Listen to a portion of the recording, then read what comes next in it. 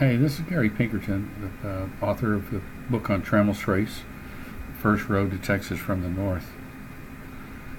This is a session today to talk about one of the aspects of the research that I'm anxious to share with everyone, and that is the possible location of the historic route of Trammel's Trace that began being used by Anglos 200 years ago and was a series of Indian trails that was used for hundreds of years prior to that. The map that I'm going to show you is a way to envision the road on top of a modern map, so that as you drive through the roads of East Texas, you can actually see when you're close to a potential crossing of Trammel's Trace. And with eyes in the field and landowners' involvement, more and more of these remains and ruts and swales are going to start to show up. So the way you get to the map is through the website at trammelstrace.com. The Learn More button takes you to the main page for the menu options, and the map is the choice that you'll select. There are two maps on that screen. One is the rendering of the map that was done by Nancy Tiller for the book. That's available as a free download in the Orders tab. And then this link to Google Maps. This was a project of a student from Austin student, forestry school, named Logan Hope. Logan's graduated now, but he helped put together the tool to create this map in such a wonderfully simple fashion. It's been great. The link is here on the website and takes you to that. I've already got it loaded, and here's what that looks like. Your screen may look a little different. I'm signed into my Gmail account, and I'm an editor for the map, so you won't see an edit button. But everything else is a preview of what you'll see when you run the map. This is a work in progress. It may look different the next time you come back. I'll keep adding things to it and making adjustments in the predicted route of the trail. But the basic functionality will be the same. This is based on a tool called Google My Maps, and we'll talk a little bit more about that. But where I've laid out the route is based on my use of some mapping software called Terrain Navigator Pro. It's a combination of survey calls from the original Texas headright surveys, where known points were marked on the maps indicating where the trace crossed the boundary of a survey. That's what these markers are, surveyor calls of Trammel's Trace. Those should be pretty much known points. That doesn't mean that when you go there there's always going to be remains. A lot of cultivation and change over 200 years, but they were known points. And then these spots become like the pieces of a jigsaw puzzle. So I connect the lines using topography and other indicators. Old roads sometimes match up as to what's going there. In my mapping software, I use topographic software to look at the terrain. Can even look at that in a 3D to see the elevation. Trail would go around a hill, not over the top most of the time. But there are also satellite images. When you scroll down inside the map, there's another option for you to view this, which is the same as Google Earth. And in a lot of ways, this is very useful as a means if you're going to just be scrolling around the map. For your driving tours, or you're using the map on your smartphone to follow along, this option was best. But if you really want to get in and look at some particular items on the topography on the ground, this is the way to do it. The shots are incredible. This is the connecting point where Trammel's Trace joined up with the Spanish Trace off to Red River County, and having been in that part of property and trying to get through there to find that point, I can testify those trees are indeed that close together. Historical overlays have also been used in my mapping software. You won't see those here, but I can overlay a 1936 topographic map over a modern one and see where old county roads and other roadways of that time might have gone in. There's also a lot of ground truthing that takes place. Going to a place on the ground and looking at it. You can see a lot of survey calls in here. So with fellow Rutnuts, Bob Vernon and Larry Jacobs, we've made our way up and down a lot of this pathway in there. The straighter a line is, the more of a guess. If you see a lot of variations and wiggles, it's probably been walked a little bit. And then there's just educated guesses that are placeholders at this time. So it's an approximation. There's nothing certain about it except in a few places along the way. So discrepancy exists. You'll see when I upload the information, some of these points, even though I draw the route to that particular point, you can see how the scale changes it so those pins look like they're outside of the path that I've drawn out. So take that with a grain of salt. It looks like the closer you get to a point, the more accurate they're placed. So it's pretty dang close. That's what you should expect as my best educated guess, based on a lot of research and reading a lot of 19th century survey notes. This is the historic route of Trammel Straits. So the tool we're using is called Google My Maps. You can search for that, but the website is google.com/mymaps. It's a way that you can create simple maps, placing pins. There are various ways to upload data, primarily through a spreadsheet. I use a file format that allows movement of files among various software packages, including placement on Google Earth, KMZ, KML, or GPX files.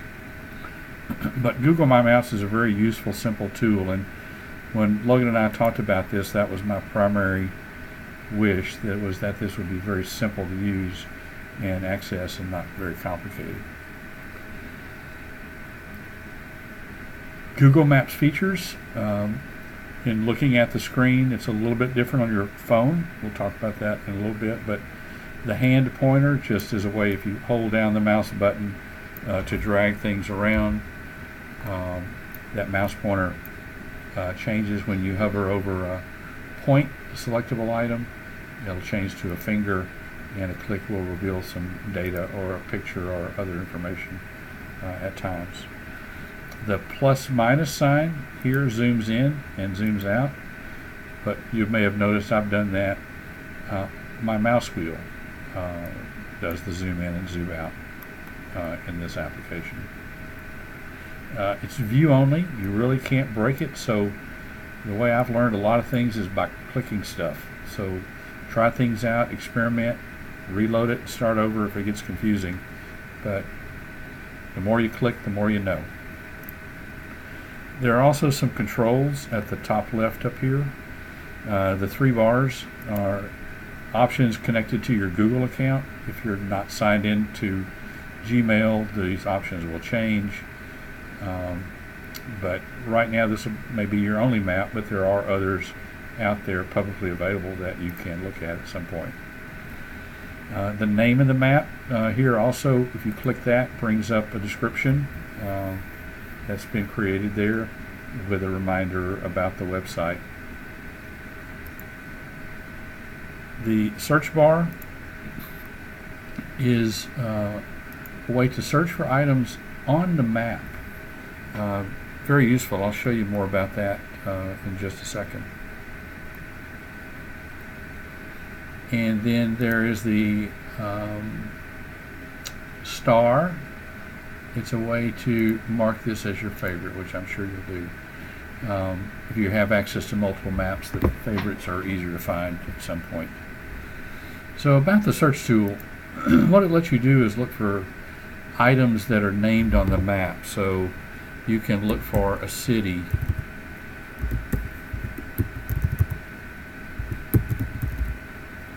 Marshall.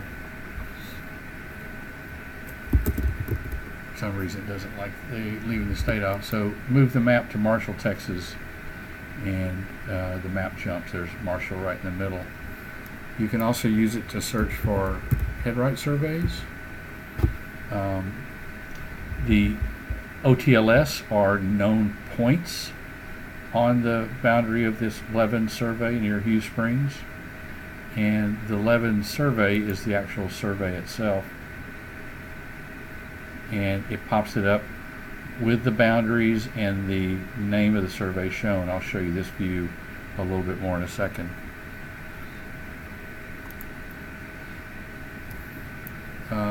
But the search tool is very versatile. It'll just find pretty much anything on the map, easy to jump around and just try it out.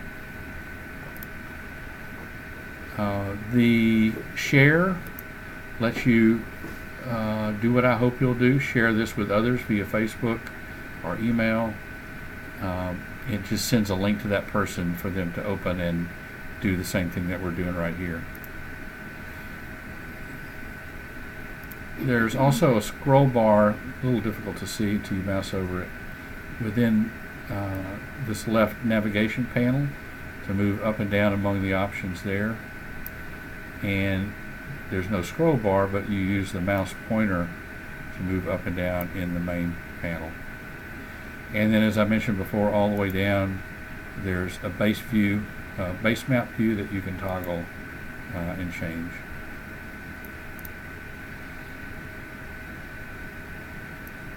So there are three main features in the Google My Maps Trammel's Trace version. There's the approximate route of the trace. That's shown by the red line.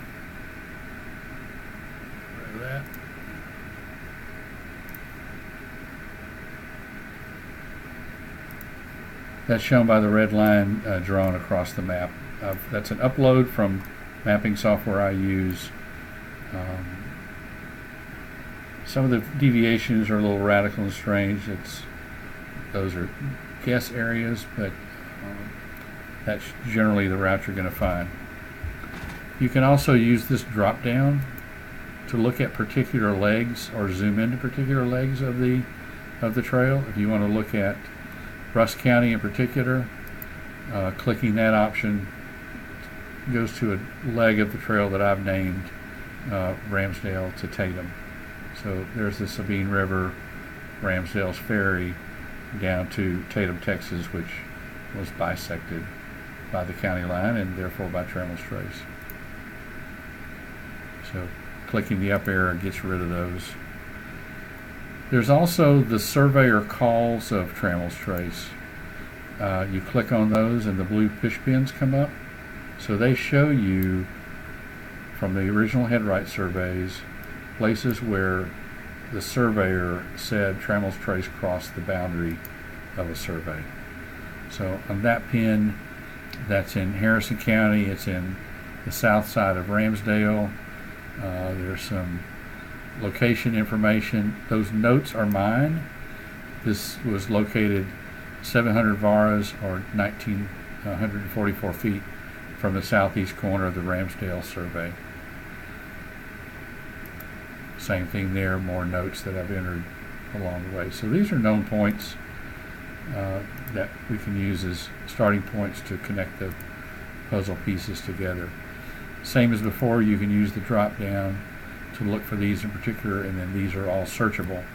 So if you search for a particular headright survey, if there's a marker on it, it will pop up in the search. These all come from the General Land Office. There's a website where they're available online. If you want to know more, you can email me and I'll tell you more. Then there are the OTLS surveys. Now these are all separated out because it makes it very complex. But if you're attuned to what surveys tell you and the surveyor's notes that were the source for this stuff, these will be useful. If you're a landowner in one of these counties, your land will start with a description of what survey it is in.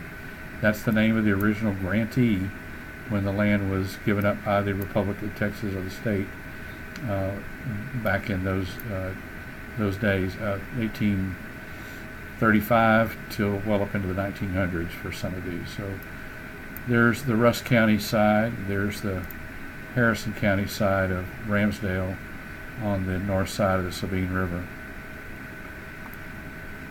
John Ramsdale was Francis Ramsdale's son, and he owned the headright at the crossing, and his father had a survey somewhere nearby. There he is, in that area. But this is the ferry crossing in the Ramsdale home site along the Sabine River. This is where the base map changes really do help out. You can see what's going on. This is surface mining for lignite coal. This is actually a road built across the Sabine to move those giant cranes that level them out. This is where the Ramsdale ferry location was, and then this is the natural crossing on the shoals.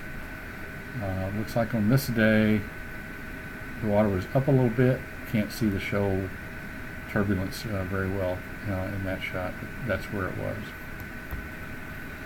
So what the headright surveys do is provide another layer of information about that you may be interested in. If you have some old family land in one of these surveys, you can click on the survey name and it'll call up some information about it. Now these numbers, the abstract number, the ANUM, is the number that will be your reference point if you're looking this up on the General Land Office. It's generally the last three numbers, sometimes the last four numbers. The first two here, 36, is a designation, a numbering system used for other purposes.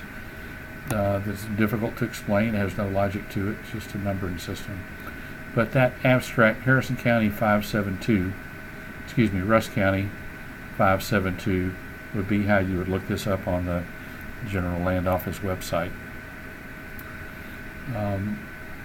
When you're at these locations on the pinpoints, on the surveyor calls, let's do one that's near a road.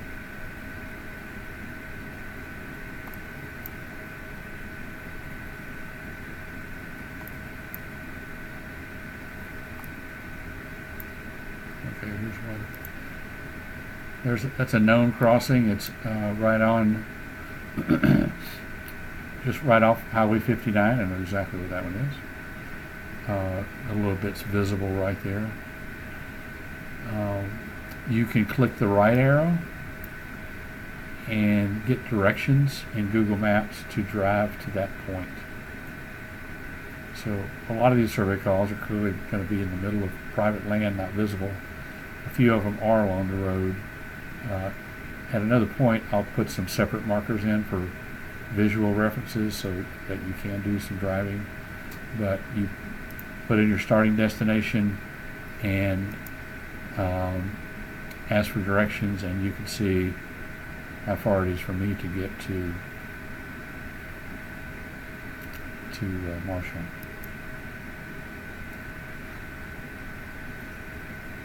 So closing Google Maps goes back to the Google My Maps. So what you can do with this map is drive to one of those pins, and that's useful, but like I said, a lot of them are on private land. I think the more useful tool is to use the tool on your phone. You can go to the website, click the link, and save an icon to your homepage of your smartphone, and then in the Google Maps, Google My Maps function on your phone, there's a little compass rose. You click that and it'll put a blue dot where you are in relation to the road. So if you're driving up 59, that blue dot would show you moving along that route, getting closer to the known point that you're navigating to. I really hope people will hit the roads with a navigator. Not responsible for ditches and trees, thank you.